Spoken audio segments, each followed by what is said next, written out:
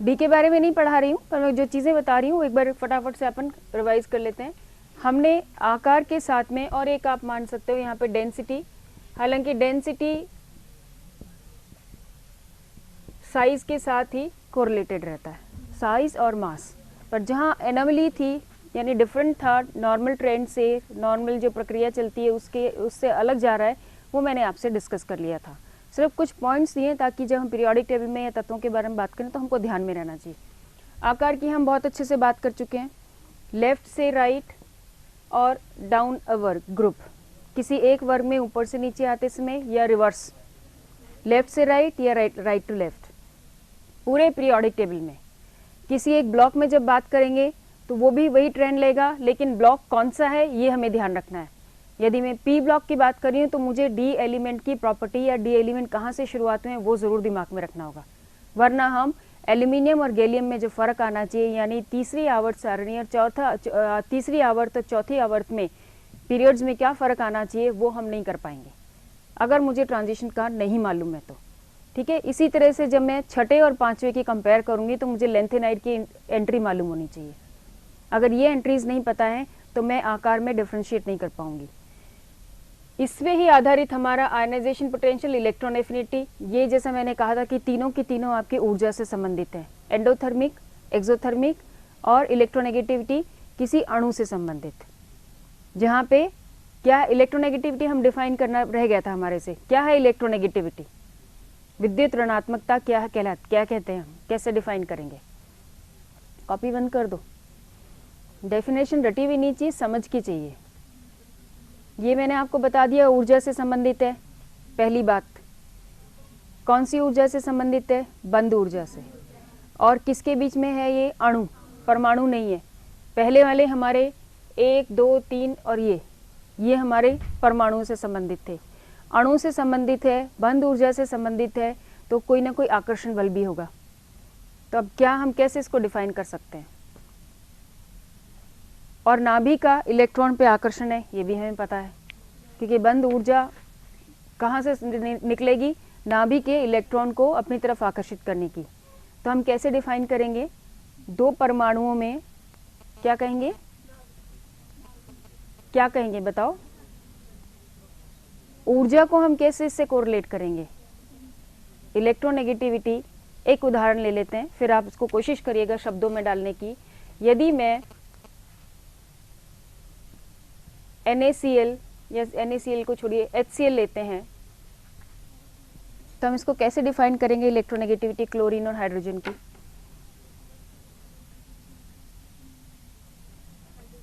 Difference तो मालूम है आपको, 2.1, 3.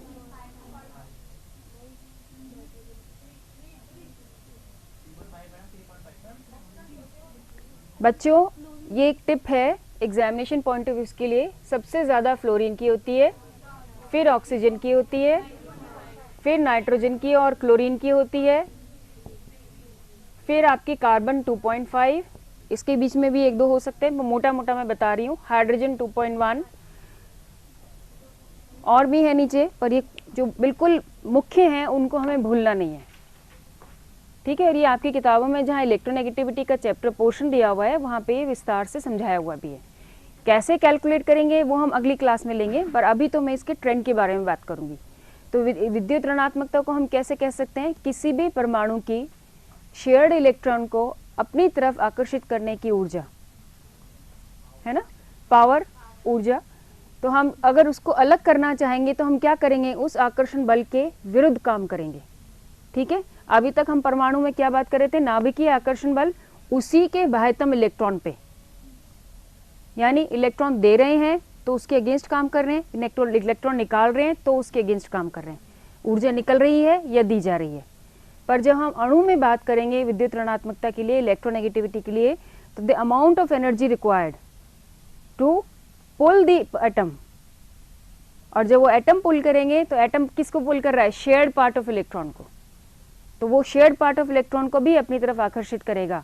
नतीजा क्या होगा, जिसकी विद्युत ऋणात्मकता अधिक होगी या जिसकी खींचने की पावर अधिक होगी उसको हम अधिक विद्युत ऋणात्मक बोलेंगे। जैसे कि यहाँ क्लोरीन मैंने उदाहरण लिया, क्लोरीन का उदाहरण क्यों लिया, क्योंकि क्लोरीन का अगर मैं इलेक्ट्रॉनिक विन्यास देखती हूँ, पहली बात तो इसको अगर मैं पीरियोडिक टेबल में इसकी पोजीशन देखती हूँ तो कहाँ मिलेगा, हेलोजन वाला ग्रुप जो नोबल गैस से जस्ट पहले है, यही है नोबल गैस से जस्ट पहले, यानी नोबल गैस में हमारा क्या हुआ, अष्टक पूरा हो गया, तो अष्टक पूरा होने में एक इलेक्ट्रॉन की कमी है, तो निसंदेह। और दूसरी बात, मैं जब लेफ्ट से राइट जा रही हूँ तो यहाँ नोबल गैस है, तो यहाँ ये हेलोजन है, और लेफ्ट से राइट जाते हैं तो क्या होता है, आकार घटता है, नाभिकीय आकर्षण बल बढ़ा, आकार घटा, तो क्या रहेगा, नाभिकीय आकर्षण बल बाह्यतम इलेक्ट्रॉन की तरफ बहुत तेज होगा, नतीजा वो आसपास जहां भी उसको ऋणात्मक चीजें दिखेंगी, नेगेटिव इलेक्ट्रॉन दिखेगा, वो उसको अपनी तरफ आकर्षित करने की कोशिश करेगा।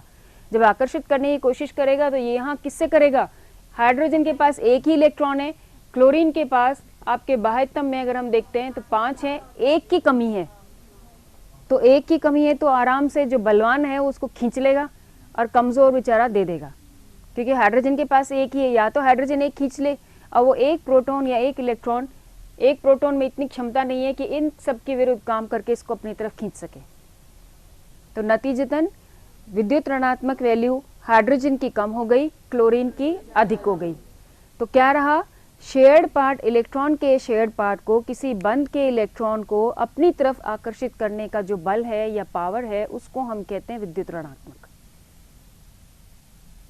और यहाँ ऊर्जा कैसे लगी, क्योंकि अगर मैं इसको अलग कर रही हूँ तो मैं किसके विरुद्ध काम कर रही हूँ, आकर्षित बल के विरुद्ध, किसके, यहाँ जो शेयर्ड इलेक्ट्रॉन है वो इससे भी आकर्षित हो रहा है, ये शेयर्ड इलेक्ट्रॉन इससे भी हो रहा है, तो जब मैं क्लोरीन या हाइड्रोजन किसी एक को जब अलग करूंगी तो अलग करते समय मैं इसको काट रही हूँ, हाइड्रोजन ने एक इलेक्ट्रॉन दे दिया, देने वाले के ऊपर धनात्मक और लेने के वाले के ऊपर, क्यों, क्योंकि ये क्या है, इलेक्ट्रॉन है,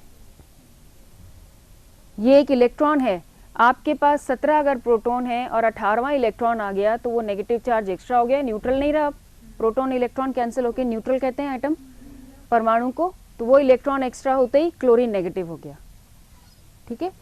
इसका ट्रेंड भी आकार के साथ जुड़ा हुआ है, समझ में आती है चीज, धनायन है कि ऋणायन है ये अपने को ध्यान में रखना है, और उसी से हम इलेक्ट्रोनेगेटिविटी को मानेंगे। फ्लोरीन के सबसे अधिक क्यों है, एक तो एक्सट्रीम लेफ्ट में, राइट में है, छोटा है साइज में, नाभि पे प्रोटॉन की संख्या अधिक है, अष्टक पूरा होने में एक कम है और आकार भी छोटा है, छोटा आकार है तो मतलब बाहर की जो दूरी है, नाभि से जो दूरी है वो छोटी है, कम है, तो प्रोटॉन की क्षमता बहुत तेज है इलेक्ट्रॉन को अपनी तरफ अट्रैक्ट करने की, नतीजा ये बहुत जल्दी से इलेक्ट्रॉन को अट्रैक्ट करता है, तो इलेक्ट्रॉन तुरंत ग्रैस्प करता है और इसकी वजह से इसकी इलेक्ट्रोनेगेटिविटी विद्युत ऋणात्मक सबसे अधिक है, पूरे पीरियोडिक टेबल में 4, ठीक है। ऑक्सीजन की इसके कंपैरिजन में कम है, और जबकि हम नॉर्मली क्या करते हैं, कहीं भी कोई रिएक्शन अगर लगाना होता है और हमको ये देखना होता है कि ऑक्सीडेशन नहीं हो, क्यों नहीं हो, क्योंकि ऑक्सीजन में पोलैरिटी पावर भी अधिक है, कारण वही इलेक्ट्रोनेगेटिविटी अधिक है, इलेक्ट्रॉन को पुल करने की क्षमता अधिक है, फ्लोरीन के बाद ऑक्सीजन है, क्लोरीन नहीं ऑक्सीजन, फ्लोरीन के बाद ऑक्सीजन है, तो फ्लोरीन जहां हम हटाते हैं छोटा आकार है और high electron density, proton density और इलेक्ट्रॉन डेंसिटी है, तो नेक्स्ट आता है ऑक्सीजन, कि ऑक्सीजन की क्षमता अधिक है। ट्रेंड आकार से संबंधित ये क्लियर हो गया आपको, नॉर्मल वही रहता है, आकार जैसे जैसे छोटा होगा उतनी ही ऊर्जाओं में वृद्धि होगी, ठीक है, ऊर्जा में, बल में, क्योंकि छोटे आकार के अंदर इलेक्ट्रॉन निकालने में भी अपने को पावर ज्यादा चाहिए, देंगे तो ऊर्जा ज्यादा निकलेगी, और अलग करने में भी इलेक्ट्रोनेगेटिविटी कम या ज्यादा उसके अकॉर्डिंग होगी जैसा अपना साइज होगा। वर्ग में नीचे जाते हैं तो अधिकतर क्या होता है, आकार चूंकि बड़ा होता जा रहा है तो हमारे क्या क्या में कमी आएगी, आयनाइजेशन पोटेंशियल यानी इलेक्ट्रॉन निकालने में लगी ऊर्जा, इलेक्ट्रॉन डालने में निकली ऊर्जा, और इलेक्ट्रोनेगेटिविटी भी, विद्युत ऋणात्मकता भी कम होती जाएगी, क्यों, क्योंकि वो आकार जब बड़ा हो गया है तो इतनी दूरी तक नाभीय आकर्षण बल अपने ही इलेक्ट्रॉन को पकड़ने में इतना ज्यादा सक्षम नहीं है, तो दूसरे को कैसे खींच के लाएगा, भले ही उसमें प्रोटॉन संख्या अधिक हो, ठीक है। तो मोटा मोटा ये हमारा एक ट्रेंड है, और इस ट्रेंड को अगर मैं समअप करती हूँ, पीरियोडिक टेबल को एक रफ अगर हम फिर से बनाते हैं तो जब बनाएंगे तो हमारे पास क्या रहा, मैं अगर इलेक्ट्रोनेगेटिविटी को अलग से लेती हूँ, लेफ्ट से राइट गए, आकार घटा, आकार घटा तो इलेक्ट्रोनेगेटिविटी बढ़ी, तो यहाँ तो हमारी इंक्रीज होगी लेफ्ट से राइट जब हम जा रहे हैं। जब मैं ऊपर से नीचे आ रही हूँ आकार बढ़ रहा है, कम होगी, तो यहाँ कम हो जाएगी। पूरे पीरियोडिक टेबल में सबसे ज़्यादा कैटायनिक यानी धनात्मक कौन हो सकता है विद्युत ऋणात्मकता के आधार पे? प्रश्न समझ में आ गया? नहीं आया? चलो फिर मैं इसको और खुलासा कर देती हूँ। ये तो हमारा लेफ्ट टू राइट और अप टू डाउन रहा। मैं डायगोनली देखूं तो क्या मुझे कोई ट्रेंड दिखता है? मैं लेफ्ट से राइट जा रही हूँ, इलेक्ट्रोनेगेटिविटी सबसे अधिक है। मैं ऊपर से नीचे आ रही हूँ, इलेक्ट्रोनेगेटिविटी घट रही है। तो कॉर्नर में क्या हुआ? कॉमन सेंस है, फ्लोरीन कहाँ है? टॉप पे है ना, राइट टॉप। नोबल गैस छोड़ दीजिए एक बार, राइट टॉप हुआ तो फ्लोरीन सबसे अधिक क्या हुआ? इलेक्ट्रोनेगेटिव है, हम जानते हैं 4 है इसकी वैल्यू, है भी। और डायगोनली में अगर नीचे जाऊं तो उल्टा क्या होगा? ये अगर ऋणात्मक है तो ये एनायनिक है तो ये कैटायनिक हुआ या नहीं हुआ? थ्योरेटिकल कंसेप्ट है। तो डायगोनल रिलेशनशिप मेरे को समझ में आ गया। सबसे ऊपर राइट कॉर्नर पे, राइट टॉप पे तो इलेक्ट्रोनेगेटिव हायर है। थ्योरेटिकली सीजियम का सबसे कम होना चाहिए या ज़्यादा पॉजिटिव होना चाहिए।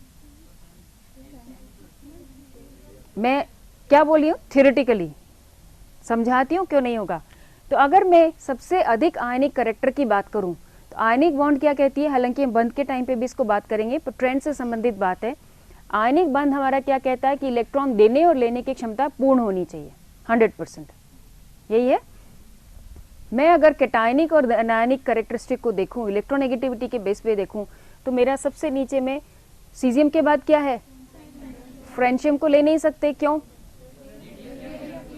खुद ही स्टेबल नहीं है, डिके होता रहता है। तो सीजियम और फ्लोराइड, इन दोनों में सबसे अधिक आयनिक होना चाहिए। लेकिन प्रैक्टिकली अगर हम देखते हैं तो हमारे पास सबसे अधिक आयनिक कंपाउंड क्या है? Lithium fluoride. कारण बता सकते हो? आकार। ठीक है, तो ये कई बार ऐसा थोड़ा सा टेढ़ा करके प्रश्न पूछ लेते हैं इसको, क्योंकि हमें जब डायगोनल रिलेशन पता है तो हमारे दिमाग में थ्योरेटिकल कंसेप्ट सबसे पहले आता है कि सीजियम फ्लोराइड ही होना चाहिए, क्योंकि डाउन द ग्रुप जाएंगे, वर्ग में नीचे जाएंगे, कैटायनिक कैरेक्टरिस्टिक बढ़ रही है, पॉजिटिविटी बढ़ रही है। और ये हम जानते हैं कि सारे आपके मेटल और पॉजिटिव कैरेक्टर के, यानी जो इलेक्ट्रॉन देने की क्षमता जिनमें है वो सब इधर होते हैं और लेने की क्षमता वाले इधर होते हैं। पर लिथियम की कहाँ पोजीशन है? सेकंड में कहाँ? टॉप पे। क्या है लिथियम का electronic configuration? 1s1 2s 1s1 है, 2s1 है। टोटल एटॉमिक नंबर 3, तो 1s2 2s1 टॉप पे है। आकार इसका सेकेंड वाली शेल में एक ही इलेक्ट्रॉन है और वो इलेक्ट्रॉन आपकी नाभि से दूरी आ गया, तो डेफिनेटली क्या होगा? प्रोटॉन की इतनी क्षमता नहीं है कि उसको आराम से ग्रैस्प कर सके, और फ्लोरीन की इतनी क्षमता है कि वो आराम से इलेक्ट्रॉन निकाल सके। तो लिथियम फ्लोराइड आपका सबसे अधिक आयनिक कैरेक्टरिस्टिक का होगा। ठीक है, ये क्वेश्चन कई बार इनडायरेक्टली 2-3 ऑप्शन देके और पूछते हैं, तो ये एक ट्रेंड मैं आपको बताना चाह रही थी। ये लास्ट में इसमें आपको समाप्त करेंगे। तो ये आपको डायगोनल भी मालूम होना चाहिए इन सारी प्रॉपर्टीज़ के बारे में, तत्वों की प्रॉपर्टीज़ के बारे में। Electron affinity, ionisation potential, electronegativity, size, cationic, anionic और घनत्व, डेंसिटी। आयनिक और कैटायनिक और एनायनिक के जो साइज है, ऋणात्मक और ऋणात्मक आयन, इसके परमाणुओं के जो साइज हैं आयन के, वो किस तरह से डिफाइन होंगे? जैसे जैसे मैं इलेक्ट्रॉन निकालती जाऊंगी साइज छोटा होता जाएगा।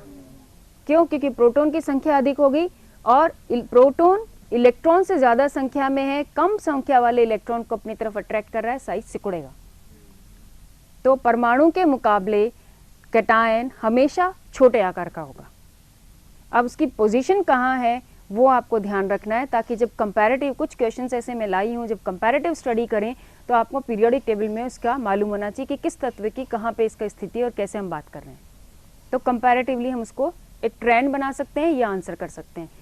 उल्टा अगर हम ऋणायन की बात करें, ऋणायन में क्योंकि एक इलेक्ट्रॉन एक्स्ट्रा आ गया है, प्रोटॉन की संख्या कम है, तभी ये नेगेटिव चार्ज है। प्रोटॉन की संख्या कम है और वो इलेक्ट्रॉन कंपैरेटिवली लूजली बाउंड रहेगा, ढीला रहेगा। क्योंकि अगर मेरे पास मान लीजिए 17 प्रोटॉन थे और मेरे पास 18वां इलेक्ट्रॉन आ गया, तो 17 को तो बहुत अच्छे से बांध सकते थे, पर एक एक्स्ट्रा आने पे साइज में बढ़ोतरी हो गई। तो परमाणु के मुकाबले आकार ऋणायन का हमेशा बड़ा होगा। ठीक है, तो ये क्लियर है आपको ट्रेंड्स। अब नेक्स्ट लीजिएगा, इनकी हम बाद में बात करेंगे। आगे चलो एक बार। क्या अटक गई, क्या हैंग हो गई? क्लिक करो एक और क्लिक नहीं करेगा। ये कुछ क्वेश्चन है, मैं पढ़ के बता देती हूँ। ब्रोमीन परमाणु, इलेक्ट्रॉन लिख दिए इसमें। कुछ क्वेश्चंस में इलेक्ट्रॉन लिखे हुए नहीं आते, कुछ में रिवर्स होता है। 35 नंबर दे दिया और आपको पता नहीं है ब्रोमीन है, तो फिर आप ऐसे मारे जाओगे। तो 35 हमें मालूम है कहाँ होना चाहिए। कैसे पता करोगे? कैसे पता करोगे 35? 36 नोबल गैस है, 1 माइनस 35। तो किससे पहले हुआ? क्रिप्टॉन से पहले हुआ। तो ये जो मैंने आपको टिप दिया था कि पीरियोडिक टेबल में एस ब्लॉक के पहले एलिमेंट्स और नोबल गैस, ये बिल्कुल कंठस्थ होने चाहिए नंबर के साथ, एटॉमिक नंबर के साथ। तो ब्रोमीन में 35 इलेक्ट्रॉन होते हैं। इसके 2 पी कक्षक में 6 इलेक्ट्रॉन है, 3 पी कक्षक में 6 इलेक्ट्रॉन है, 4p में 5 इलेक्ट्रॉन होते हैं। इनमें से कौन सा इलेक्ट्रॉन न्यूनतम प्रभावी नाभिकीय आवेश अनुभव करता है? बहुत सरल प्रश्न है। स्ट्रक्चर बनाइए आप। हमारा नॉर्मल क्या तय रहता है? 1s1 1s2 1s2 2s2 2p6 3s2 3p6 4s2, फिर क्या आया? तो इसमें कितने हैं? 5। तो बीच में क्या आया? हम इसको अब ड्रॉ करके एक में आपको सरल करके बता देती हूँ। ये पहला वाला कक्षक, दूसरा कक्षक, तीसरा और चौथा। प्रश्न समझिए, पहले वाले को छोड़ दीजिए। दूसरे वाले में p में हमारे पास कितने हैं? 6। तीसरे वाले में p में कितने हैं? 6। और चौथे वाले में p में कितने हैं? 5। और चौथा वाला मेरा कब भरा गया? जब मैंने 4s2 भर लिया। तो क्या मैं 4p पे आ रही हूँ?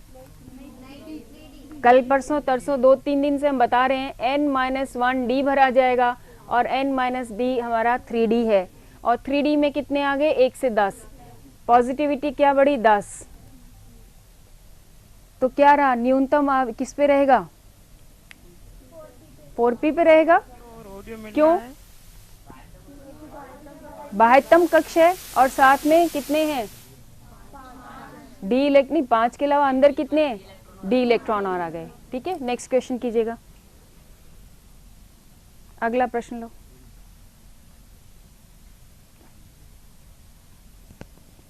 और क्लिक नहीं करना। दूसरा प्रश्न भी बहुत सरल है। n बराबर 4 से संबंधित कितने उपकोष हैं? कर सकते हो। कितने होंगे? हमने देखा था L की संख्या कहाँ से शुरू होती है? 0 से होती है और कहाँ तक होती है? तो कितने हुए? उस उपकोष में कितने इलेक्ट्रॉन होंगे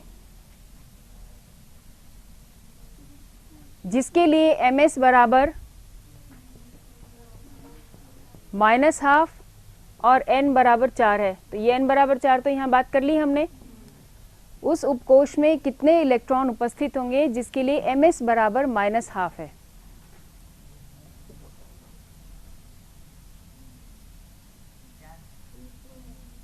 प्रश्न पढ़ो ठीक से।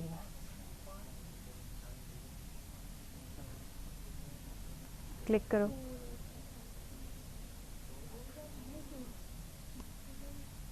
समझ में आ गया? 16 क्यों नहीं होंगे बताओ? लिखिए, इलेक्ट्रॉनिक विन्यास लिखिए। जहां n बराबर 4 ले रहे हैं इलेक्ट्रॉनिक विन्यास, 0 किसको डिपिक्ट करता है? s को, p को, d को और f को।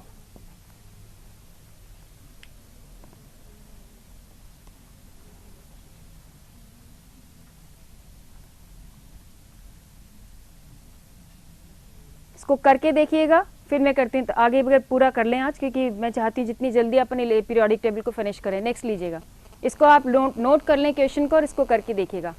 अभी मोटा मोटा मैं आवर्त सारणी का पूरा डिस्ट्रीब्यूशन आपको बता रही हूँ, जस्ट क्वेश्चन नोट करना है, एक क्वेश्चन नोट करना है तो इनको। पहला क्वेश्चन तो सिंपल है, क पार्ट, उसको तो नोट ना करें। ख पार्ट में है कि जिसका n बराबर 4 है और ms बराबर -½ है, उस उपकोष में कितने इलेक्ट्रॉन उपस्थित हैं। कर लिया?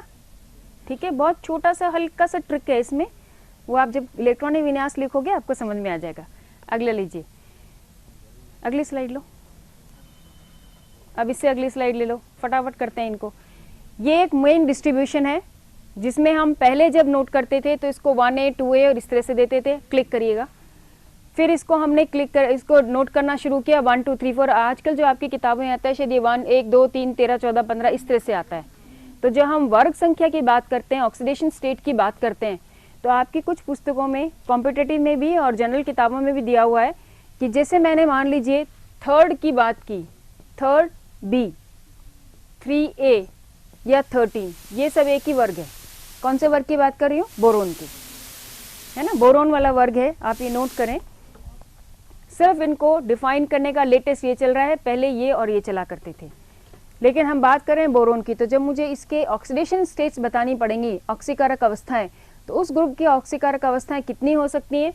+3 हो सकती हैं और +1 हो सकती हैं, मोटे तौर पे, है ना। तो इसको मैं कैसे निकालती हूँ? वर्ग संख्या -2 तो इनर्ट पेयर इफेक्ट की वजह से हो गया, और दूसरा क्या तरीका है आपका? वर्ग संख्या 13 - 10 और 13 हेलो हेलो, समझ में आ गई? ये चीज समझ में आ गई? पहले हम जब लेते थे इसको वर्ग संख्या 3, तो 3 में वर्ग संख्या बराबर ऑक्सीकारक अवस्था हो गई। वर्ग संख्या -2, कौन से दो? 6s2 वाले या 5s2 वाले।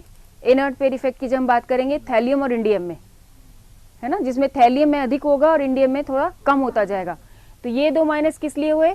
इन 2 इलेक्ट्रॉन के अक्रिय प्रभाव के कारण, है ना।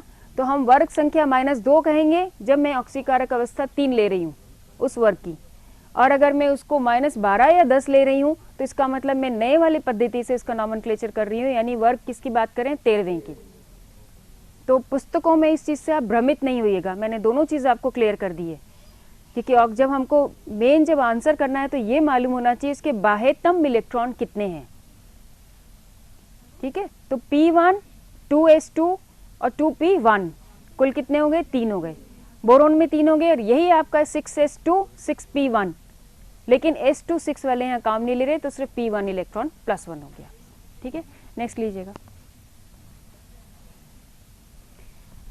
ये खाली इनका आपको इस चीज़ को डिपिक्ट करने के लिए है कि इससे पहले आपके सारे कैटायन यानी मेटल, ये सारे आपके नॉन मेटल, बीच की जो जिगजैग लाइन है ये दिमाग करना, आपको अलग करना आना चाहिए।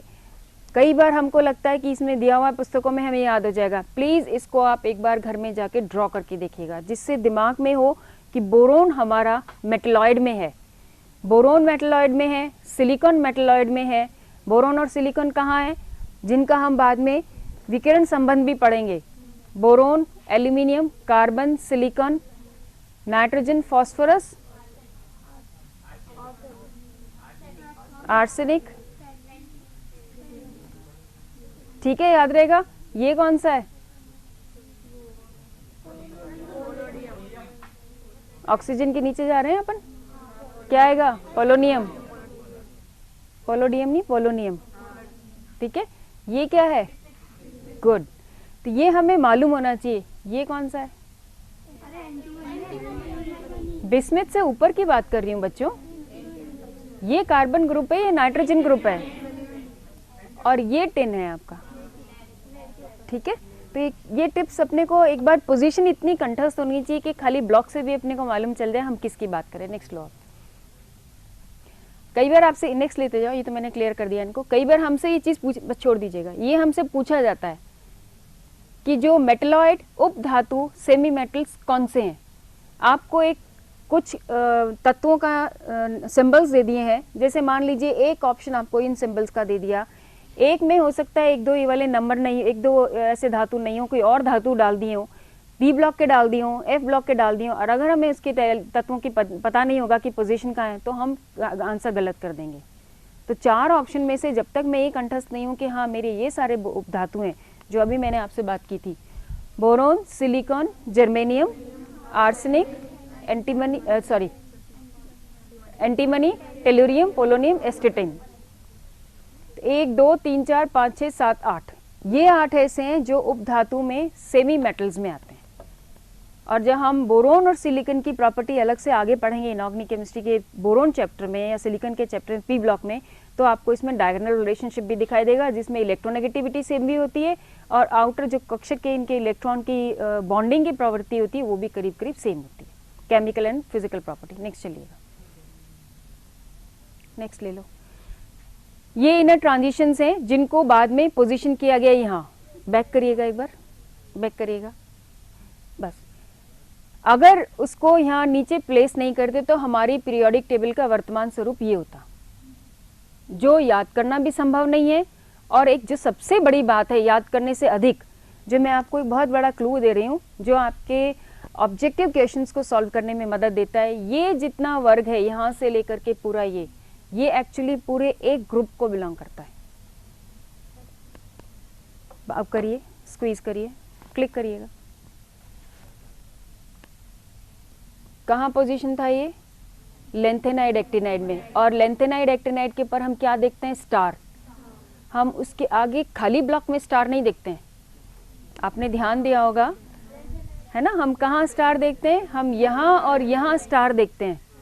और ये पूरा वर्ग कौन सा है? स्कैंडियम का। तो एक्चुअली स्कैंडियम वाले वर्ग में कितने सारे हो गए? 14 तो ये, 14 ये, और 2 ये और 2 ये। समझ में आ गई?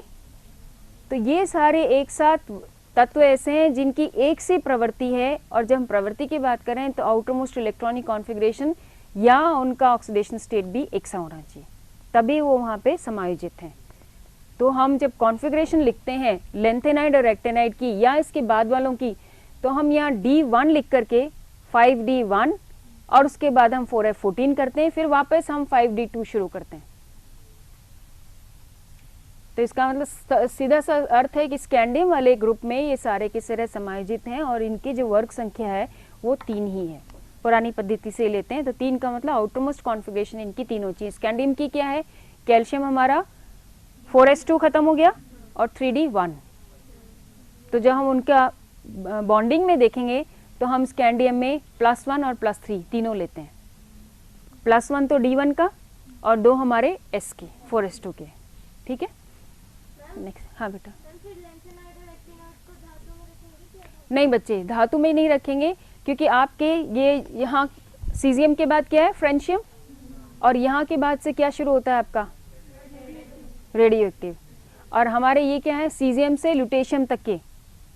सीजियम से लुटेशियम तक के क्या है? इसमें कौन कौन से तत्व हैं जो बहुत रिएक्टिव हैं? क्या नहीं है? लेंथेनाइड के बाद सारे वाले कौन से क्या कहलाते हैं? वो सारे बहुत अधिक रिएक्टिव नहीं, हैवी एलिमेंट्स कहलाते हैं। और हैवी एलिमेंट्स की क्रियाशीलता औरों के मुकाबले कम होती है, कंपैरेटिवली कम होती है, लेकिन कम बिल्कुल हम पूरी तरह से नकार नहीं सकते, क्योंकि आपने ध्यान दिया होगा जनरल जब केमिस्ट्री पढ़ी होगी, सीरियम +3 और सीरियम +4 इसके ऑक्सीडेशन रिडक्शन रिएक्शंस में बहुत अधिक काम में लेते हैं। और सीरियम कहाँ है? लेंथेनाइड के बाद पहला F एलिमेंट है ना। तो इसकी ये बहुत स्ट्रॉन्ग ऑक्सीडाइजिंग एजेंट होता है। जैसे कि हम D ब्लॉक में लेते हैं KMnO4 का मैग्नीज, लेते हो ना? क्या है ये? मैग्नीज है। और कहाँ है ये? D ब्लॉक में 25 नंबर सेंटर पे है। मैग्नीज की ऑक्सीडेशन स्टेट क्या है? बात आ गई तो पूछ लेती हूँ आपसे। +7 का मतलब क्या हुआ? कितने इलेक्ट्रॉन, कौन कौन से इलेक्ट्रॉन निकले इसके? 5 D निकल गए और S भी निकल गए। तो बाह्यतम कक्ष तो बिल्कुल साफ। उसका नतीजा क्या हुआ?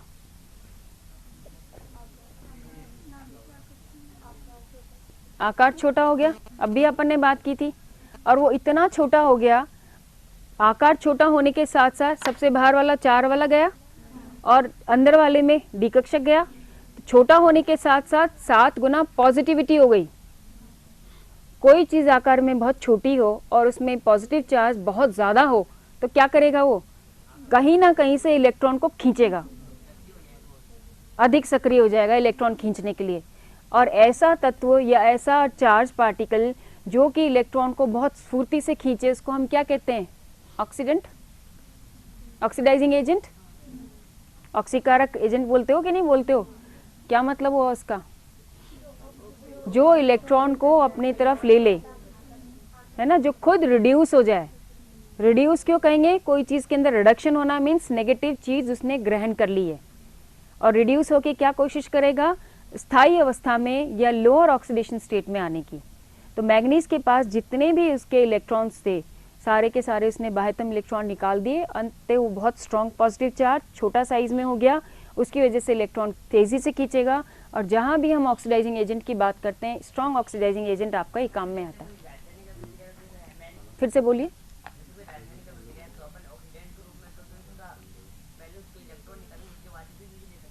हर एक से आप निकाल नहीं सकते हो। जैसे एक उदाहरण और देती हूँ मैं आपको, KMnO4 में तो हमें मालूम है आराम से निकलेगा। दूसरा उदाहरण आपका है सल्फ्यूरिक एसिड को हम क्या बोलते हैं? ऑक्सीकारक बोलते हैं कि नहीं बोलते हैं? ऑक्सीडाइजिंग एजेंट बोलते हैं। और अगर आपने प्रयोगशाला में प्रयोग किया हो और नाइट्रोजन डिटेक्शन किया हो, नाइट्रोजन तत्व को डिटेक्शन किया है ना आपने, किया है या नहीं किया? पहले तो ये बताओ। प्रैक्टिकल नहीं किया, थ्योरेटिकली मालूम है कैसे करते हैं? LS बनाने के बाद की प्रक्रिया बताओ। LS बना लिया, बनाने के बाद क्या डालते हो? क्योंकि बात उठी है इसलिए मैं बताना चाह रही हूँ। LS के अंदर हम क्या डालते हैं? लेसेजन विलियन बना लिया, फिर क्या डाला? NH4OH डाला। बच्चों किया है नहीं किया? आता है नहीं आता? क्लियर बताओ। नहीं आता। हम ताज़ा बना हुआ FeSO4 का विलयन लेते हैं। लेते हो? याद आ गया? आ गया? Good. FeSO4 ferrous sulphate, ferrous ammonium sulphate नहीं लेंगे। फेरस सल्फेट का ताज़ा विलयन लेंगे। ताज़ा भी क्यों लेंगे वो जब अपन आयरन की बात करेंगे डी ब्लॉक में तब बताऊंगी। ताज़ा विलयन लेने के बाद उसको हम LS में डालते हैं तो हल्का सा काई रंग आता है। हल्का सा काई रंग आता है, नाइट्रोजन की वजह से नहीं आता इस वक्त आता है आपका FeOH होल ट्वाइस। ये जो आपका बना है फेरस हाइड्रोक्साइड, फेरस यानी +2, फेरस हाइड्रोक्साइड हल्का हरे से काई से रंग का बनाता है। उसमें आप क्या डालते हो? H2SO4, H2SO4 की या HCl की कंसंट्रेटेड की कुछ बूंद डालते हो। जैसे ही आप वो डालेंगे उसकी प्रवृत्ति क्या है? ऑक्सीडाइजिंग एजेंट है। वो क्या करेगा? इलेक्ट्रॉन निकालेगा। किसमें से निकालेगा? FeOH whole twice, ferrous hydroxide से। क्या? कहाँ से? आयरन से। आयरन कुछ आपका रिड्यूस हो जाएगा तो आयरन 2 भी है और रिड्यूस होके आयरन 3 भी हो गया। और फिर हमारा जो दोबारा हरा रंग आता है हल्का सा गर्म करने पे, वो एक्चुअली आपका होता है पर्शियन ब्लू फेरी फेरोसाइनाइड। Fe+3 भी है इसमें, Fe+2 भी है इसमें, और साइनाइड लिगेंड भी है। और साइनाइड लिगेंड का मतलब नाइट्रोजन। वो आपको पर्शियन ब्लू नीला सा काई सा रंग का देता है, जो आपको कहता है कि हाँ नाइट्रोजन प्रेजेंट है, स्ट्रांगली बता सकते हैं।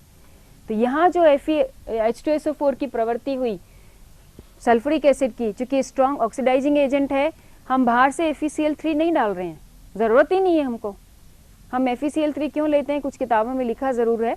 क्यों लिखते हैं? क्योंकि FeCl3 में आयरन +3 स्टेट में है, इसीलिए है ना,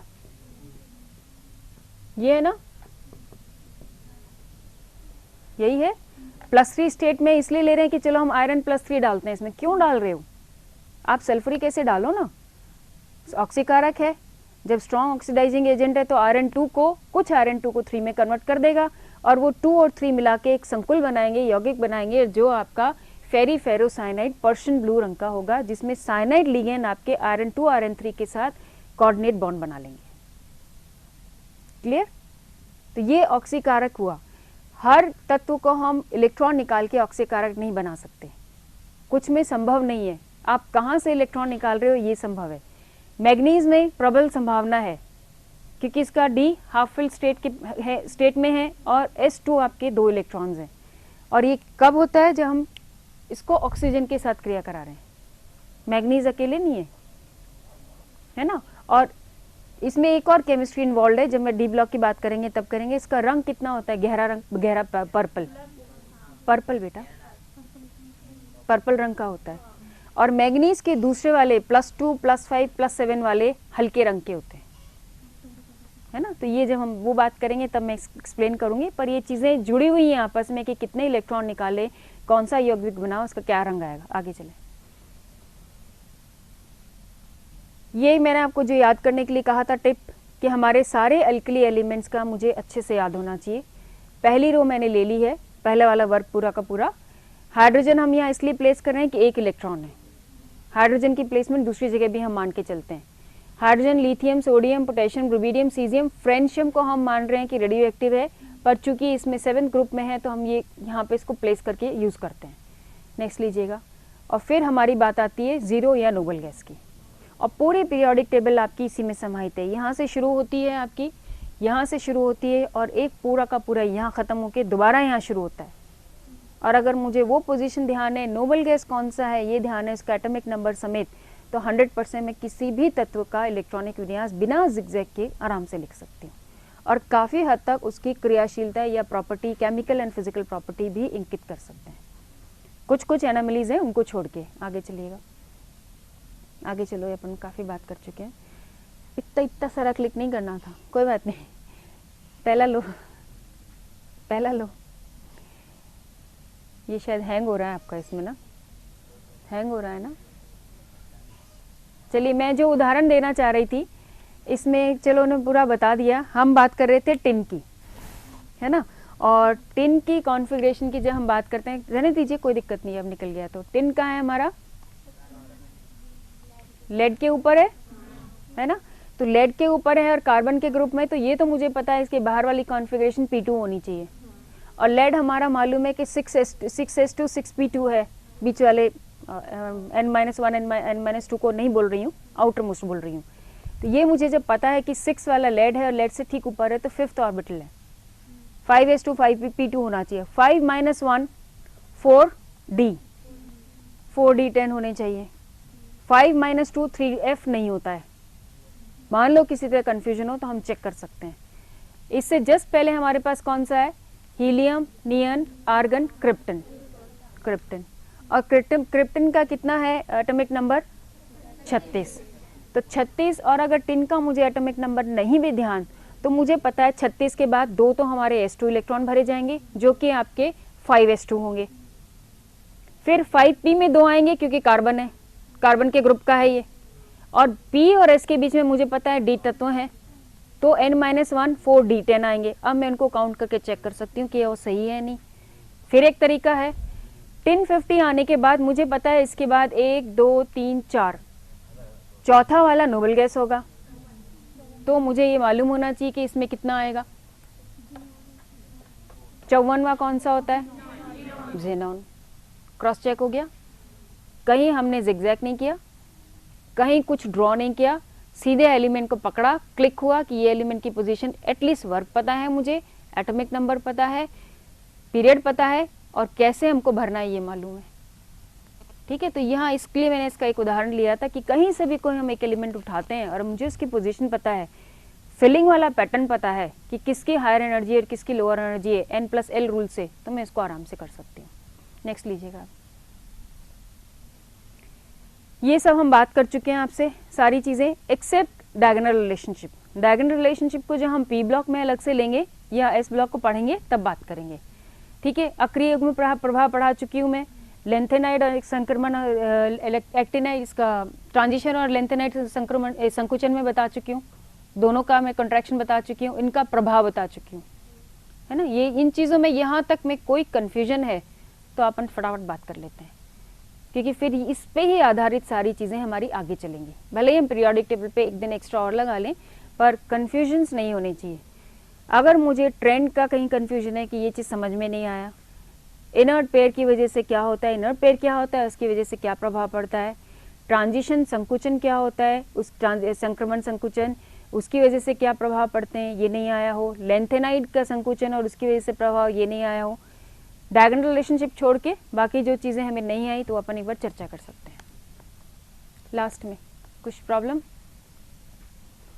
चलिए फिर आगे चलते हैं। इसको प्रॉपर्टी सब क्लियर है? आयनाइजेशन पोटेंशियल, इलेक्ट्रॉन बंधुता, इलेक्ट्रॉन नेगेटिविटी क्लियर है? हाँ या ना? चुप्पी नहीं होती है। चलिए आगे चलिए। त्रिज्या का आकार हमें मालूम है, इसको मैं वेव ऑफ कर रही हूँ क्योंकि बहुत छोटी छोटी चीज़ें हैं जो हमें आती हैं। आगे चलिएगा, ये मैं बता चुकी हूँ। आगे चलिए, स्किप करते जाएं, काफ़ी सारी चीज़ें मैं बता चुकी हूँ। एक बार पीछे लो, पीछे लो, पीछे लो, एक और पीछे। ये भी चलिए आप, ये भी हम बात कर चुके हैं, ये भी हम बात कर चुके हैं, है ना। यहाँ रुक जाइएगा एक बार। त्रिज्या के आकार की अपन जैसे बात कर चुके हैं। वर्क, जब मैं आवर्त 2 की बात कर रही हूँ तो मेरे दिमाग में आना चाहिए मेरा n = 2 है। मैंने लिथियम से शुरुआत की, फ्लोरीन पे ख़त्म किया। यहाँ से बोरोन से मेरा पहला p ब्लॉक एलिमेंट है, p शुरू हो गया। लेकिन जैसे मैं एल्यूमिनियम से शुरू करूँगी, मेरे दिमाग में तुरंत आना चाहिए कि इससे पहले यहाँ कुछ और होना चाहिए। क्या? 3d0 होना चाहिए ना, यानी कि थर्ड शेल में मैं आ गई हूँ। देखो आप, तीसरा आवर्त है और तीसरे आवर्त में 3d0 होता है। मैंने क्यों बोला 0? क्योंकि जब मैं आगे चल के नाइट्रोजन और फास्फोरस के ऑक्सीडेशन स्टेट की बात करूंगी तो एक उदाहरण आपका आएगा, PCl5 होता है, NCl5 नहीं होता है। तो ये चीज़ें हमारी तुरंत लिंक चलने चाहिए कि तीसरे आवर्त की बात कर रही हूँ तो 3d0 है, इसका मतलब फोर्थ में आते ही 3d10 भरेगा, है ना। ये वर्क की हमने ले लिया कंपैरिजन, ठीक है। एक्सट्रीम में मैंने पहला वर्क ले लिया और जहां नोबल गैस से एक ठीक पहले ले लिया, यानी कैटायन भी ले लिए और एनायन भी ले लिए। और इन दोनों में आप देखिए अंतर, लेफ्ट से राइट जा रहे हैं, साइज डिक्रीज हो रहा है, क्लियर कट पता चल रहा है। 152 से शुरुआत की 64 पे आ गए। हर वर्ग में, हर पीरियड में यही चला रहा है, ठीक है। तो ये जो डाटा मैंने आपकी किताबों से लिया है, पर सिर्फ एक मोटा कंसेप्ट तैयार करने के लिए कि जो हम बात करते आ रहे हैं कि लेफ्ट से राइट जा रहे हैं, घट रहा है, स्लोली घटा हुआ देखते हैं तो कई बार क्लिक नहीं करता। फर्स्ट वाले रो में आपको एकदम क्लिक नहीं करेगा, नीचे में क्लियर कट दिख रहा है आपको। 152 से 64 आ गए। लिथियम वाली रो में ही चल रहे हैं हम, फ्लोरीन तक पहुंच गए हैं, है ना। नेक्स्ट लीजिएगा। ये कंपैरिजन्स हैं आपके जो मैं अभी तक आपसे बात कर रही थी। सोडियम, मैग्नीशियम, नियन, सोडियम और मैग्नीशियम आयन, जो मैंने आपसे अभी बात की थी। सोडियम में आपका 3s1 72 है। जैसे एक इलेक्ट्रॉन निकलता है 11 में से 10 इलेक्ट्रॉन क्या हमारा ये size, look at the size 186 and 95, है ना।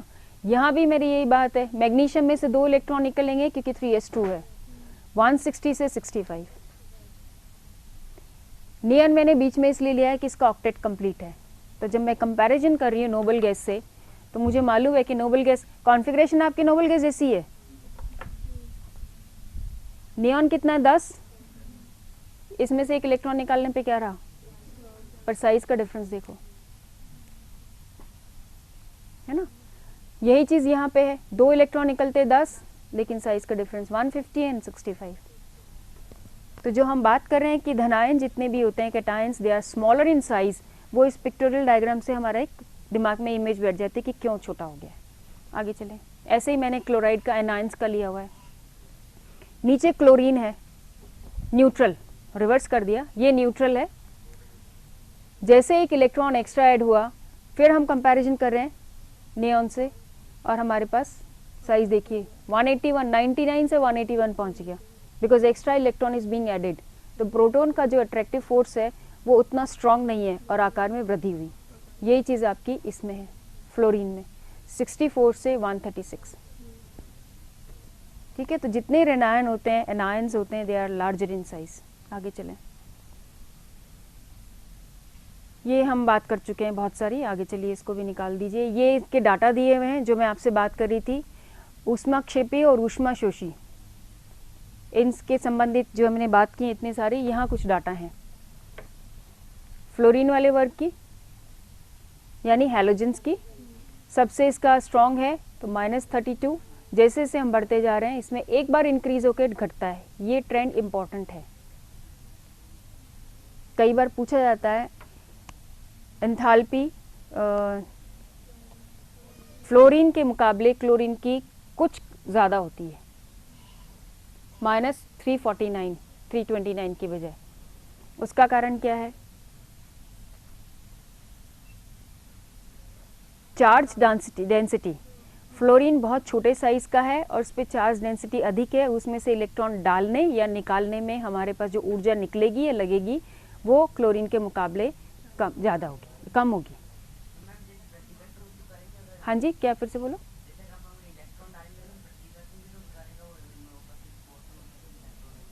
करेंगे ही। क्लोरीन के अंदर भी तो एक ही इलेक्ट्रॉन की कमी है, फ्लोरीन में भी एक इलेक्ट्रॉन की कमी है। तो जब मैं proportionately nuclear force of attraction को देख रही हूँ, उतना ही प्रोपोर्शन में क्लोरीन में बढ़ा है और उतने ही नंबर पे जा रहा है। जैसे मैंने एक इलेक्ट्रॉन निकाला तो मेरे जो बीच के वो इलेक्ट्रॉन है उसकी प्रतिकर्षण की बात कर रहे हो ना, उसी की बात कर रहे हो, लेकिन चार्ज डेंसिटी तो कम हो गया ना फ्लोरीन के मुकाबले। फ्लोरीन तो बहुत छोटा है। अभी हमने इससे पहली वाला स्लाइड लो, इससे पहली लो, ये अभी हमने देखा फ्लोरीन का आकार और इलेक्ट्रॉन की। अगर आप दोनों को यहीं कंपेयर कर लीजिए ना, दोनों में हमारे पास क्या है? P5 configuration. कितने इलेक्ट्रॉन अधिक है? 5 6 7 8। S2 ये बीच के यही तो इलेक्ट्रॉन अधिक है अपने, उतने ही प्रोटॉन बढ़े होंगे लेकिन आकार उसके मुकाबले ज़्यादा है। चार्ज डेंसिटी जब हम स्प्रेड करते हैं आकार पे चार्ज डेंसिटी तो उसका फर्क, रेशो फर्क आएगा। आगे चलिए, इससे आगे यही चीज़ इलेक्ट्रोनेगेटिविटी के डाटा देके आपको बताया। जो मैं आपको बात कर रही थी सीजियम की 0.7, यानी जब इतनी कम है तो इसको मैं पॉजिटिविटी में मान रही हूँ, मोस्ट पॉजिटिव कैटायन है ना। फ्लोरीन का 4 सबसे अधिक और सबसे कम। जो थ्योरेटिकल की बात कर रहे थे हम कि जब डाटाबेस हम बात करते हैं तो सीजियम का 0.7 है और फ्लोरीन का 4 है, तो कायदे से दोनों सबसे अधिक आयनिक होने चाहिए। पर वही बात कि इसमें हम जब देखते हैं तो लिथियम के साथ जो फ्लोरीन का कंपाउंड बनता है वो आपका सबसे अधिक आयनिक होता है, ऑलमोस्ट 100% आयनिक। एग्जैक्टली नहीं, ऑलमोस्ट, क्योंकि कुछ भी चीज़ हमारी प्रैक्टिकली 100% नहीं होती है। नेक्स्ट चलिएगा। ये ओवरऑल आपका ट्रेंड है जो अब तक हमने पूरे विस्तार से इसको चर्चा किया है। सबसे पहले हम अगर आकार की बात करें, परमाणु त्रिज्या रिवर्स में बढ़ रही है। अभी तक हम जैसे बोलने में कर रहे थे लेफ्ट टू राइट घट रही है, मैंने एरो से इंडिकेट किया है कि अगर मैं राइट से लेफ्ट जाऊंगी तो बढ़ रही है। ठीक है, विद्युत ऋणात्मकता इसकी विपरीत होगी, इलेक्ट्रोनेगेटिविटी। जैसे जैसे आकार आपका छोटा होता जा रहा है विद्युत ऋणात्मकता बढ़ती जा रही है ना। इसी के कंपैरिजन में अगर मैं लेफ्ट टू राइट इलेक्ट्रॉन लब्धि देखूं और आयनन विभव, यानी इलेक्ट्रॉन बंधुता और आयनन विभव, जैसे जैसे आकार छोटा होगा वैसे वैसे बढ़ेगी, ऊर्जा लगनी या निकलनी बढ़ेगी। यही अगर मैं आकार के साथ इसको कोरिलेशन करती हूँ, वर्ग में ऊपर से नीचे आ रहे हैं, आकार बढ़ रहा है, लब्धि घटनी चाहिए, ऋणात्मकता घटनी चाहिए, ये सब उसी ट्रेंड में है। ये एक ब्रॉडर रूप में पूरे पीरियोडिक टेबल का है। कमियां या चेंजेस कहाँ कहाँ आएंगे? जहाँ जहाँ हमारा डी ब्लॉक का एंट्री हो रही है, फिर लेंथेनाइड और एक्टिनाइड की एंट्री हो रही है। एक्टिनाइड को हम कंसिडर नहीं करते क्योंकि रेडियो एक्टिव एलिमेंट्स हैं, तो उनका कोई इस क्रियाओं में इतना भागीदारी नहीं रहती। पर जहाँ ट्रांजिशन है और लेंथेनाइड्स हैं वहाँ इनके फर्क आना शुरू होता है। तीसरा फर्क आता है जहाँ इनर्ट पेयर इफेक्ट की हम बात करते हैं। ठीक है, मेरे ख्याल से एंड है इस स्लाइड का। एक क्वेश्चन ये और है, बहुत सिंपल है ये भी, जो मैं अभी तक आपको आवर्त सारणियों के बारे में, चेंजेस के बारे में बता रही थी, जहाँ जाना चाहिए। द्वितीय आवर्त के तत्वों में वास्तविक आयनन एंथैल्पी का क्रम ये होना चाहिए। मैंने एलिमेंट लिख दिए, कुछ प्रश्नों में एलिमेंट लिखे हुए नहीं आते हैं। तो जब द्वितीय आवर्त की बात करें तो मेरे दिमाग में क्लिक होना चाहिए, मैं लिथियम की बात कर रही हूँ। लिथियम वाला ग्रुप जो कहाँ खत्म होता है? नियॉन पे, फ्लोरीन और नियॉन पे। तो वो सारा मुझे याद होना चाहिए, ये क्रम होना चाहिए। व्याख्या कीजिए बेरिलियम की एंथैल्पी बोरोन से अधिक क्यों है? लिथियम के बाद बेरिलियम आना चाहिए था, मैंने लिखा है बोरोन। चेंज देख लिया भाई। सबसे पहले लिथियम लिखते हैं, एक पॉइंट पहले चलो, एक स्लाइड पहले। हाँ, लिथियम, बेरिलियम, बोरोन। अब आगे आइए, और यहाँ क्या है? लिथियम और बोरोन है, फिर बेरिलियम है, कार्बन, कार्बन के बाद क्या आना चाहिए था? नाइट्रोजन, फिर ऑक्सीजन, फिर फ्लोरीन। तो कुछ कुछ उल्टा पुल्टा है। तो इसमें जो पहला प्रश्न है, बेरिलियम की बोरोन से अधिक क्यों? और हम बात कर रहे हैं आयनन एंथैल्पी, इलेक्ट्रॉन निकालने में लगी हुई ऊर्जा। बोरोन का इलेक्ट्रॉनिक कॉन्फ़िगरेशन क्या है? P1। बेटा ये तुम्हारी किताबों से ही है क्वेश्चन, सिर्फ समझाने की दृष्टि से लाई हूं मैं यहाँ पे। बोरोन का हमारा इलेक्ट्रॉनिक विन्यास क्या है? और वैसे ये स्लाइड्स आपके साइट पे भी डाल दी जाएंगी, साइट पे डलेंगी ना स्लाइड्स, तो आप वहां से भी इन प्रश्नों को ले सकते हैं। एक समझाने की दृष्टि से मैंने प्रश्न लिया है ताकि आपको एक्सप्लेन करना आए कि क्या है। Lithium, beryllium, boron, carbon, nitrogen, oxygen, fluorine, neon, ये है, ठीक है। और जो मेरा ट्रेंड है वो कहता है lithium, boron, beryllium, carbon, oxygen, nitrogen, fluorine, neon, यही है ना? इसी क्रम में है। अब ये बीच में डिप क्यों आ गया? ये यहाँ से यहाँ क्यों आ गया? सीधी सी बात है, इसका P1 है। हमें क्या ऊर्जा लगानी है इलेक्ट्रॉन को निकालने की? तो जो एक अकेला होगा तो डेफिनेटली उसको हम आराम से कर सकते हैं, और इसीलिए हम कहते हैं भी एक साथ रहा करो, एकता में शक्ति होती है, बोलते हैं ना। बचपन में सुना होगा लकड़ के गट्ठड़ वाली कहानी, कि एक अकेली लकड़ी को कोई भी तोड़ सकता है और गट्ठड़ में रहती है तो वो टूटना संभव नहीं है। तो यहाँ भी वही लागू है, एक इलेक्ट्रॉन है, आसानी से निकाला जा सकता है। बेरिलियम के पास पेयर्ड इलेक्ट्रॉन है जिसके पृथक्करण कैंसिल है, स्थायी अवस्था है। किसी भी स्थायी अवस्था में से चीज को निकालने में हमें अधिक ऊर्जा चाहिए। क्लियर? दूसरा डिप हमारा कहाँ आया? Carbon, oxygen, nitrogen. कार्बन तक तो हम ठीक हैं, ऑक्सीजन और नाइट्रोजन में आके गड़बड़ हो गया। यहाँ सिंपल सी बात है, जो मैंने दूसरा प्रश्न भी लिया है, कार्बन की नाइट्रोजन और फ्लोरीन से कम क्यों? सॉरी, ऑक्सीजन की नाइट्रोजन और फ्लोरीन से कम क्यों? ऑक्सीजन में हमारे पास कॉन्फ़िगरेशन क्या है? 1, 2, 3 और 4। P कितनी है? 4। नाइट्रोजन की क्या है? P3, 1, 2, 3। अर्धपूरित है। और यहाँ जो अगर गौर करो तो ये पेड़ है। अब आप कहोगे पेड़ में से आराम से कैसे निकला? सीधी सी बात है, एक इलेक्ट्रॉन निकालते मुझे अर्धपूरित अवस्था मिल रही है जो कि अधिक स्थायी है। तो किसी चीज को निकाल के अगर मैं अधिक स्थायी अवस्था ले रही हूँ तो मेरे लिए कम ऊर्जा लगेगी इसमें, ठीक है। लास्ट वाला प्रश्न वही जो हमारा पहले हम बात कर रहे थे कि गैलियम की एल्यूमिनियम से अधिक क्यों है। यहाँ वो ट्रेंड नहीं दिया हुआ ऊपर मैंने, पर अगर मैं देखती हूँ उसको, बोरोन, एल्यूमिनियम और गैलियम, गैलियम की एल्यूमिनियम से अधिक क्यों है? नॉर्मल ट्रेंड क्या कहता है? डाउन द ग्रुप जाएंगे, आकार बढ़ेगा और ऊर्जा कम लगनी चाहिए, पर यहाँ कहता है कि गैलियम की एल्यूमिनियम से अधिक है।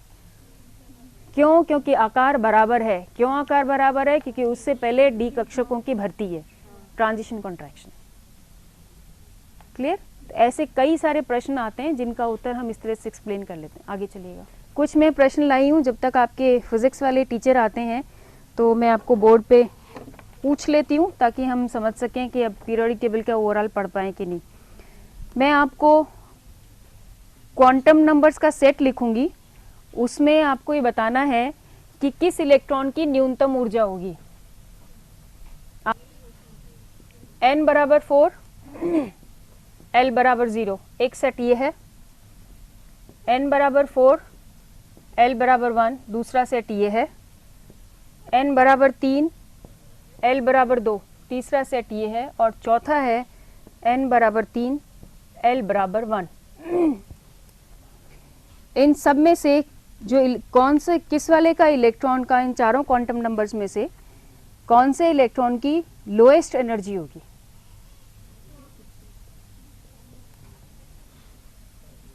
प्रश्न समझ में आ गया? इलेक्ट्रॉन्स, ये मान लीजिए 4 इलेक्ट्रॉन्स हैं, इनका क्वांटम संख्या से दर्शाया गया है। ठीक है। n बराबर 4 में हम L जिसका 0 है यानी s वाले इलेक्ट्रॉन की बात कर रहे हैं। इन चारों सेट वाले इलेक्ट्रॉन्स के अलग अलग हैं ये, इनमें से कौन से इलेक्ट्रॉन की न्यूनतम एनर्जी होनी चाहिए, ऊर्जा होनी चाहिए?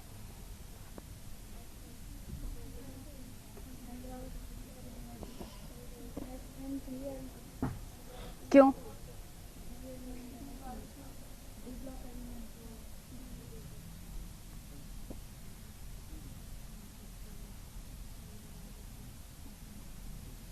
सोच के उत्तर देना बच्चों, बहुत सरल सा है। 4 की आएगी, L बराबर 1 है, 0 1। 3 में D कहाँ है बेटा? 3 में D कहाँ हुए? N जब 3 हुआ तो D तो 0 हो गया। अब भी मैंने तुमको जो बोलते वक्त टिप्स दिए थे कि जब मैं तृतीय, n बराबर 3 का मतलब क्या? तृतीय आवर्त सारणी। बेटा एक बार वो पीरियोडिक टेबल वाली लास्ट स्लाइड लगा दो 1 सेकंड के लिए, ताकि ऐसे प्रश्नों को मैं यहाँ हल कर सकूँ हाथ के हाथ। सारी हटा दीजिए, चलिए निकाल लीजिएगा। जब हम तृतीय आवर्त सारणी में जा रहे हैं, ये तो चौथा है ना, एस तो हो ही नहीं सकती, ओवररूल्ड, ये तो हो ही नहीं सकता।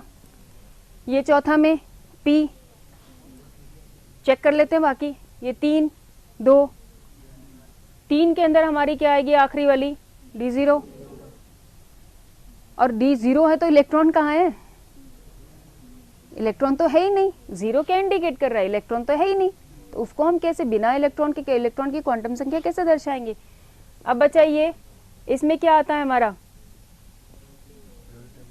है ना, बस पीरियोडिक टेबल सबसे आखिर में ही था वो, तो कोई दिक्कत नहीं, अब आप ले आए तो वहाँ लगा दें। समझ में आ गया? तो जब मैं, ये कब संभव था? जब मेरा n बराबर 4 होता है ना, इसलिए। तो चूंकि इसमें सबसे आखिरी स्लाइड ही थी, कोई बात नहीं, छोड़ दीजिए। समझ में आ गया प्रश्न? इस तरह के कई क्वांटम संख्या वाले प्रश्न हैं, क्वांटम नंबर्स को डिफाइन करते हुए कि सिंबल्स आपको दे दिए और आपको बताना हो कि इनमें से अधिक ऊर्जा वाला, कम ऊर्जा वाला, एग्जिस्टेंस वाला कि एग्जिस्ट करता है कि नहीं करता। एक प्रश्न और है, एटॉमिक नंबर 63 दिया हुआ है,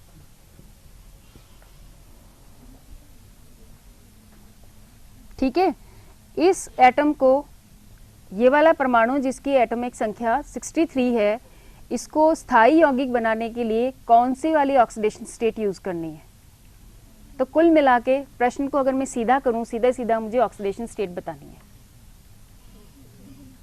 अब आपको तत्व पता नहीं है तो आप तत्व निकाल सकते हो? बच्चे इतनी हड़बड़ी में गलत आंसर नहीं दो। 63वां नंबर है नोबल गैस। नोबल गैस का अगर मैं देखती हूं, इसको बंद करो एक बार, बंद करो बस। नोबल गैस में मेरे पास कहां तक आते हैं? 54 कौन सा है? 54, 63 में से 54 माइनस कर दो, उनको स्प्रेड करो तो क्या आएगा? S2 वाले 2 इलेक्ट्रॉन निकल गए, एक D1 का इलेक्ट्रॉन निकल गया। अब भी मैंने ये टिप दी थी आपको। फिर मेरे F वाले भरे जाएंगे, तो भरते भरते कहाँ तक आएंगे वो आप बताइए मेरे को। नाम याद नहीं है तो इतना बता दीजिए कि F में इतनावा नंबर था। नहीं समझ में आया? 63 में मेरे पास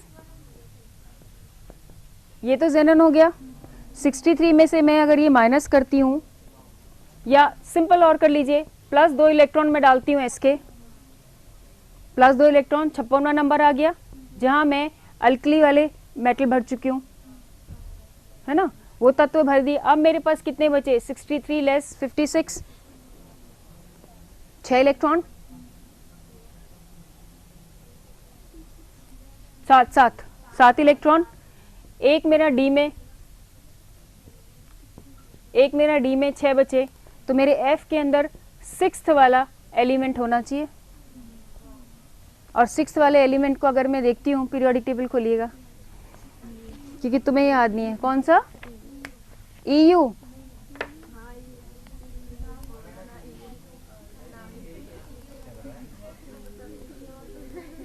क्या कहते हैं यू को?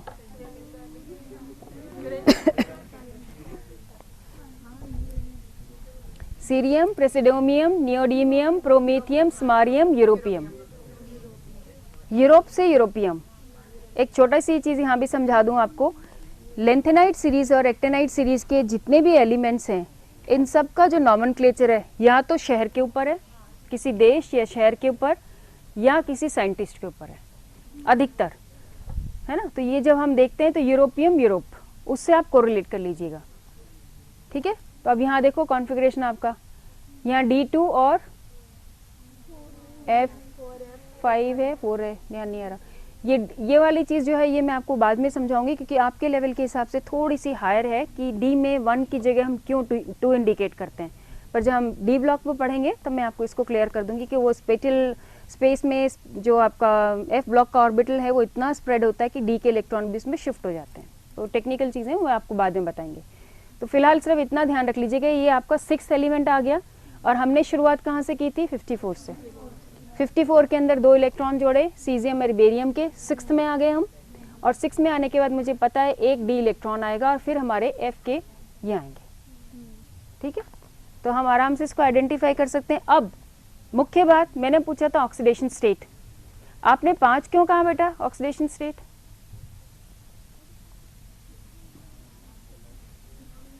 थोड़ा टाइम पहले मैंने एक आपको लंबी सी पीरियोडिक टेबल दिखा के इसको स्क्वीज की थी, क्या कहते हुए स्क्वीज की थी?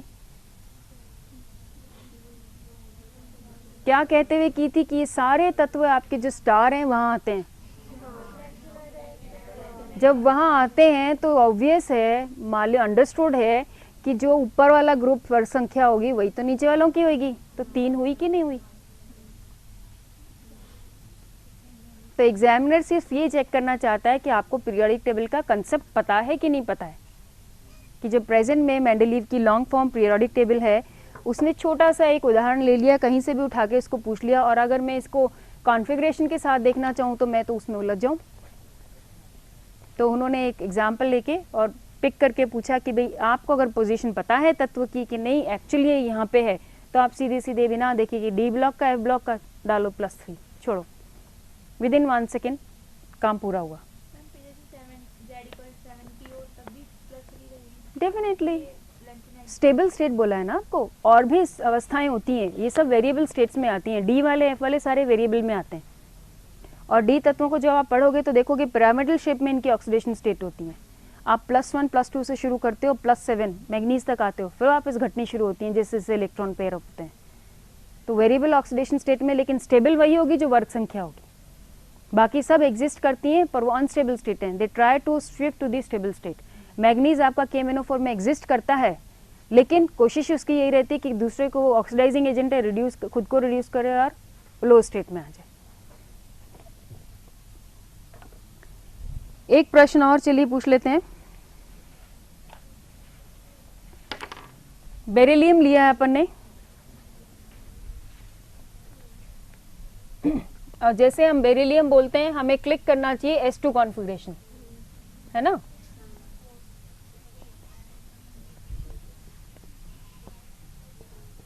ठीक है, और इसका जो चौथा इलेक्ट्रॉन है उसके चारों क्वांटम संख्याओं को मैं NLMS उसी क्रम में लिख रही हूं, और आपको बताना पड़ेगा कौन सा सही है।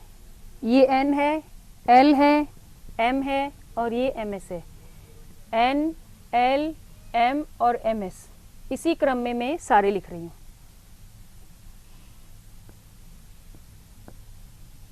ठीक है, 3-4 ऑप्शन दूंगी मैं आपको। एक ऑप्शन ये है, दूसरा है 1 1 1 हाफ, तीसरा है 2 0 0 -हाफ, और चौथा है 2 1 0 और हाफ। क्लियर है सबको? पढ़ने में आ रहा है? बड़ा बड़ा लिखूं, बड़ा कर दूं?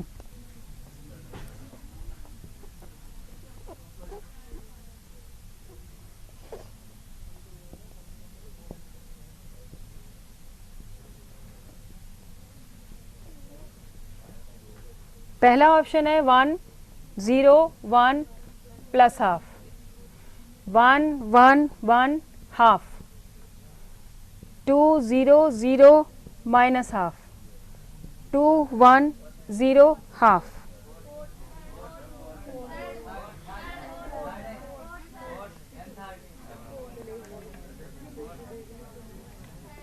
भाई बेरिलियम का चौथा इलेक्ट्रॉन का रहेगा तो एक ही। अब डिसाइड आप कर लो दोनों में से कौन से सही है। फोर्थ क्यों रहेगा बेटा?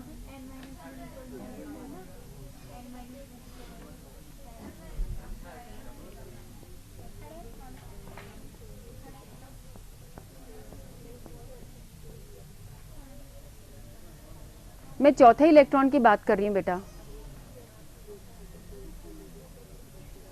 जब चौथे इलेक्ट्रॉन की बात करूंगी तो मेरा सबसे पहले इसमें से ढूंढना चाहिए कि माइनस हाफ कौन सा है ना। फिर माइनस हाफ ढूंढने के बाद मैं चेक करूं क्या बाकी दो सही हैं, बाकी तीन सही दिए हुए हैं। यदि वो तीनों चीज सही है औरों के साथ मैच नहीं कर रहे तो 100% सही है आंसर। समझ में आ गया? ये कॉन्फ़िगरेशन लिखी ना बेटा मैंने, ठीक है। n बराबर 2, n बराबर 2,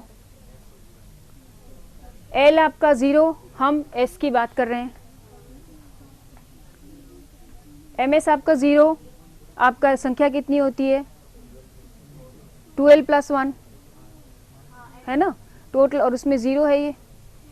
और फिर फोर्थ की हम बात कर रहे हैं स्पिन, तो अगर मेरी एक प्लस हाफ है तो दूसरी माइनस हाफ है, क्योंकि दोनों पेयर्ड हैं तो प्लस को हम पहले लेते हैं, माइनस को बाद लेते हैं, क्योंकि एंटी क्लॉकवाइज दिखाया गया। तो सीधी से ये हो गया है ना।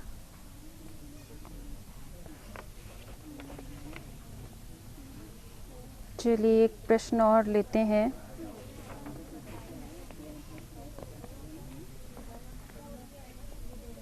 आपके पास नाइट्रोजन का क्या इसमें कोई कंफ्यूजन तो नहीं है किसी को? आ गया, समझ में आ गया? प्रश्न को बिना समझे नहीं छोड़ना। आपके सर कब आएंगे? फिजिक्स वाले सर कब आएंगे? मैं निकलूंगी। हमारे पास नाइट्रोजन की 3 इलेक्ट्रॉन गए, ऑक्सीजन के 2 इलेक्ट्रॉन गए, फ्लोरीन का 1 इलेक्ट्रॉन गया, ठीक है। और मैंने आपसे पूछा है इनकी आयनिक त्रिज्या।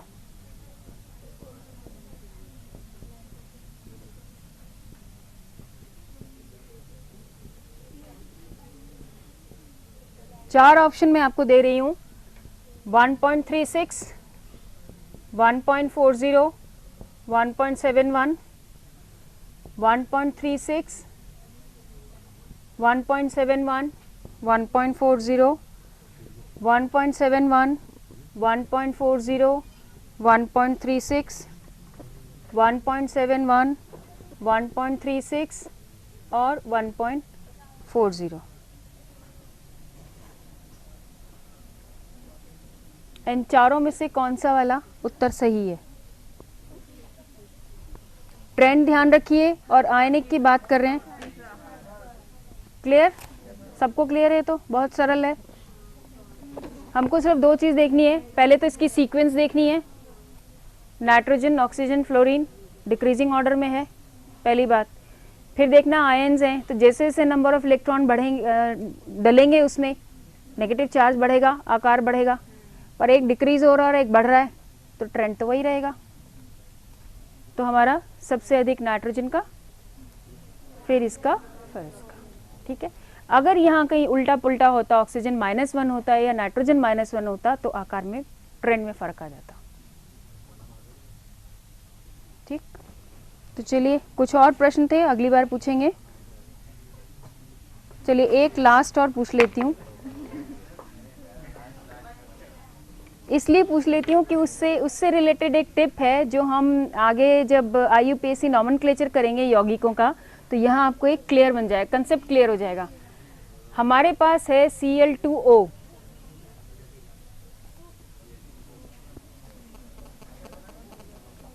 Cl2O है, इसको IUPAC के अकॉर्डिंग नॉमेनक्लेचर करना है,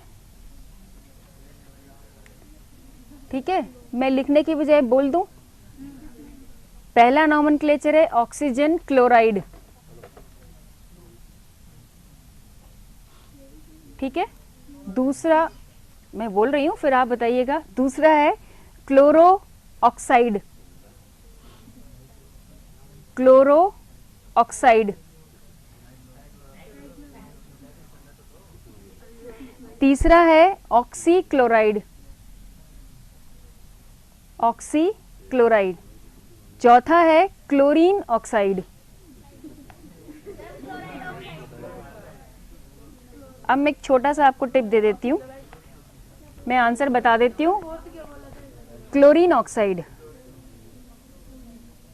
है ना। और यहाँ मैं आपको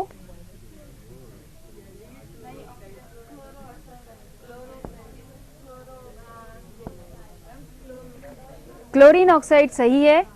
और एक छोटी सी बात है, जब हम KCl लिखते हैं, NaCl लिखते हैं, समझो इस चीज को, कैसे बोलते हो आप? Sodium potassium. क्या आप सोडो बोलते हो? फर्क क्या है? देखो ये चीज हमको क्लियर कट इसलिए पता है क्योंकि सोडियम और पोटेशियम पॉजिटिव हैं, है ना, और क्लोरीन नेगेटिव है इसके कंपैरिजन में। यहाँ आपके दोनों नेगेटिव हैं, लेकिन जब कंपैरेटिव लेते हैं तो क्लोरीन ऑक्सीजन के मुकाबले कम विद्युत ऋणात्मक है, तो यहाँ ये पॉजिटिव हो जाता है। जो मैं बात बताना चाह रही हूँ बहुत गंभीर है और आपके ये कोऑर्डिनेशन कंपाउंड के नॉमेनक्लेचर में बहुत मदद करेगी, और रादर सभी IUPAC के सभी नॉमेनक्लेचर में। तो जब हम इनको कभी भी कोई कंपाउंड लिखा हो, उसको आप स्प्लिट करके देखिए, पहला वाला पार्ट हमेशा पॉजिटिव होगा, दूसरा वाला नेगेटिव। फंडामेंटल रूल है पॉजिटिव धनायन followed by cation, sorry anion, negative ऋणायन से। तो पॉजिटिव हमेशा पहले आएगा, नेगेटिव बाद में आएगा, चाहे वो कंपैरेटिव ही हो। तो ये मेरा यहाँ 3.5 है और ये 3 है, तो ये पहले लिखा जाएगा। जो कैटायन होता है उसका नॉमेनक्लेचर नहीं बदलता है। हाइड्रोजन क्लोराइड लेते हो ना?